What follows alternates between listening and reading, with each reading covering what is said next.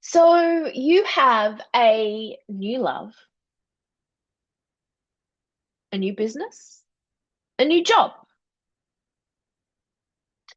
How do we stop the same thing from happening that happened the last time and the time before that and the time before that? Because I don't know if you've noticed that a lot of our experiences with love, life, leadership, in whether in whatever form that is we do something, we experience something, we go, oh my God, I hate this, I deserve more, this isn't for me, let's walk away, create something new. So we get a new guy, we get a new girl, we get a new whoever, we get a new job, we start a new business, we pivot, we do whatever we need to do. And then the same thing happens again. And then so we do it again, and then the same thing happens again.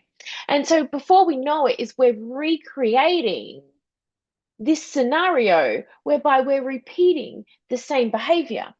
So, how do we ensure that we disrupt this pattern, that we stop this loop station and this cycle to continue?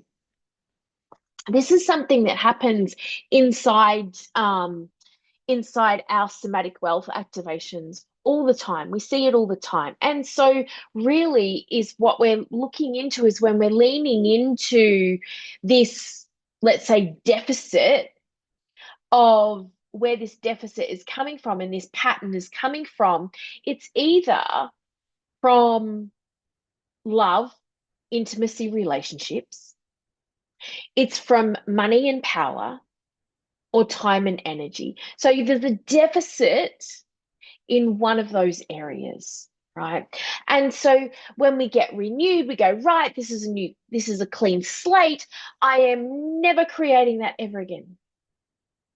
And before we know it, we go, oh, how did I get here? I was so hell bent on on it being different this time. And I did all the things. I did all the things. And how do we ensure that we stop this pattern of behavior? So, this is common in so many areas, so many areas. And so,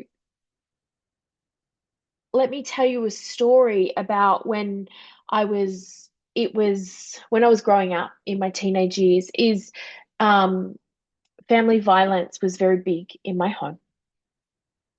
And so what happened was when um, I left at 17 and I was hell bent on I will never allow that to happen in my own relationship, ever. I was so sure. I was determined. I was angry. I was hurt. And I didn't understand, right? So I left, and within maybe a year, just over a year, maybe, is I entered into a relationship that ended up being incredibly violent and abusive. And so I remember thinking, how did I get here? How did I get here? I was so determined to never experience or put up with what my mum put up with. And so this question of how did I get here? And it happens in abusive relationships all the time, is we leave one abusive relationship and we go into another abusive relationship. It happens again with money, right? It's I have money, I lose money, or we have this just enough, right? Everything is just enough when it comes to money. And holding wealth can be an issue. Attracting wealth can be an issue, And so all of these things, time and energy, right? Like the burnout, the exhaustion, the tiredness, this pattern of behavior, no matter what area it is the same thing. It is the same current, right? And that is the currency that is moving inside your body, that traverses through your body. Whether you're aware of it or not, we all have a currency that is moving through our body, right? It is this currency that is like a story that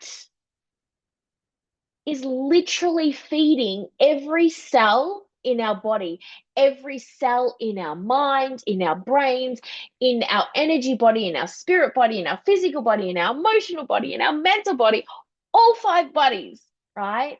This currency is traversing through our body, whether we're aware of it or not. Most people aren't aware of it. So, this new love, this new job, this new venture, whatever it is for you, the key to this is to recognizing the deficit and beginning to repattern, to rewire it, right?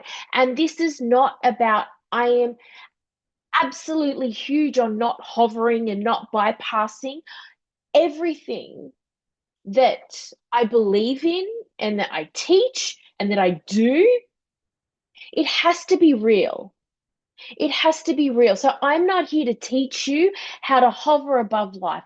I'm not here to teach you how to bypass emotions, because I honor and believe that every single emotion we have, every feeling that we have is valid and it's needed, and it has a chair at the table. It has a right to be in our fields. Because every emotion has a reason why it's there. It's to bring something into our awareness, right? But what happens is we live in a world where we try to override, oh my God, sadness is bad, anger is bad, rage is bad. All of these really valid emotions we see as bad and wrong, because we've been integrated and conditioned into this world, into this society that tells us this. So we try to bypass it, or we try to numb it, or we try to escape it, right? And that's when it comes out really leaky, sideways, and really toxic. So we only know the false power of these emotions, the toxicity of these emotions, and not the beauty of these emotions, not the power of these emotions. What if anger in its purity was a currency of passion that reminded us of what we really cared about, what mattered to us, right? What if sadness was a way of going, oh, there's something inside of me that, like, I'm feeling some pain, there's an ache here. What is sadness trying to say to us? What is it trying to awaken us into? What is it trying to show us and gift us and bring us into an awareness of, okay, there's this thing that I'm ignoring that really wants to be heard, right? And so there's such beauty to these emotions. And so really, when we begin to bring everything to the table, we can begin to have a very different experience, knowing that this currency inside our bodies is a currency that we are creating, that we are spending time cultivating and being with and making love to, because this currency is built on self-trust, right? So when we trust ourselves so deeply and we're recognizing, we're taking responsibility for the currency that is traversing through our body, then we get to have a very different experience. The world responds differently. Our relationships respond differently. Our jobs respond differently. Our businesses respond differently when we take responsibility for the currency that's moving through our bodies. right? And so, what is your currency saying? What is your currency trying to tell you right now? Is it aligned with your greatest good? Because so often, what happens when we're repeating these patterns of behavior that we really don't want to experience is what we're doing is we're allowing the subtext of our reality, right? Yes, we say, I want this, I want this, I want this, I want this. But the undercurrent of all of those wants, what's underneath there is the reality of what you like, and that is creating your reality. And often what we like is actually the thing that we're resonating with the most, right? We're building evidence of what we know, and it's creating this charge of what we know, right?